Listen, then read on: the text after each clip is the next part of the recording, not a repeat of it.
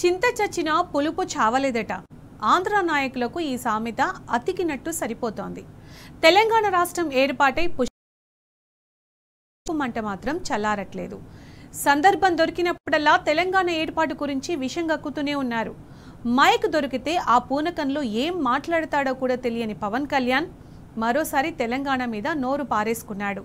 మనమే మంచి కండ్లు కాదట, దిష్టి కండ్లట. మన దిష్టి తాకే వాళ్ల కోనసీమ ఎండిపోయిందట. ఏమనాలి చెప్పండి ఇలాంటి కరివేపాకులని? కింద కొట్టి రక్తాలు వచ్చేలా కొట్టి అన్ని బయటికి పంపించి రాష్ట్రాన్ని విడగొడితే నాకు ఏడుపు వచ్చింది. 11 రోజులు, ఒక్క రోజు కాదు, 2 రోజులు కాదు, 3 రోజులు కాదు, 11 రోజులు నేను అన్నం మానేశాను.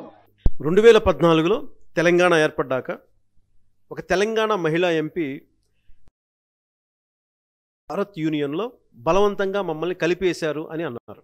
ఉద్యమ సమయంలో కొందరు పెద్ద స్థాయి వ్యక్తుల దగ్గర నుంచి ప్రతి యువకులు చాలామంది, అనేక మంది మాకు ఈ దేశంతో సంబంధం లేదు, మమ్మల్ని బలవంతంగా యూనియన్లో చేర్చుకున్నారన్న అనడం మాటలు నేను స్వయంగా విన్నాను. 4 గోడల మధ్య మాట్లాడేటువంటి మాటలు 2-3 దశాబ్దాల తర్వాత ఉద్యమాలుగా మారిపోయే ప్రమాదం ఉంది. దానికి ఉదాహరణే తెలంగాణ ఉద్యమం. ఆ 4 గోడల మధ్యలో ఉండే మాటలు ఒక ఉద్యమం అయింది. అది రాష్ట్రం విభజనకు కారణమైంది. కొంతమంది రాజకీయ లబ్ధి కోసం యంత్రాలను పెంచేశారు. ప్రజల అంతరాలను తగ్గించే నాయకత్వాలు లేనప్పుడు కేవలం తమ రాజకీయ ఉనికి కోసం పనిచేసే నాయకులు ఉంటే చాలా వేర్పాటువాదాలకు బలమైన బీజాలు ఏర్పడతాయి. రాష్ట్రం విడిపోవడానికి కూడా కారణం గోదావరి జిల్లాలో పచ్చదనం. ఆ శాపం తగిలేసినట్టుంది.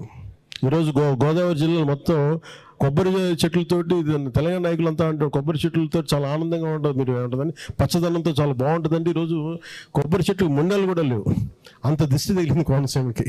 దీనికి తగిలినంత దృష్టి నరుడి దృష్టికి నలరాయన పగిలిపోతుంటారు. అలాంటిది కోనసీమ పచ్చదనం ఎంతమంది కళ్ళలో పడి వాళ్ళందరూ దృష్టి తగిలి ఈరోజు ముండేలతో కొబ్బరి చెట్లు ఉన్నాయంటే దీనికి ఇంకా మనం కరెక్ట్ చేసుకోవాల్సిన అవసరం ఉంది, దీన్ని సరిదిద్దుకోవాల్సిన అవసరం ఉంది.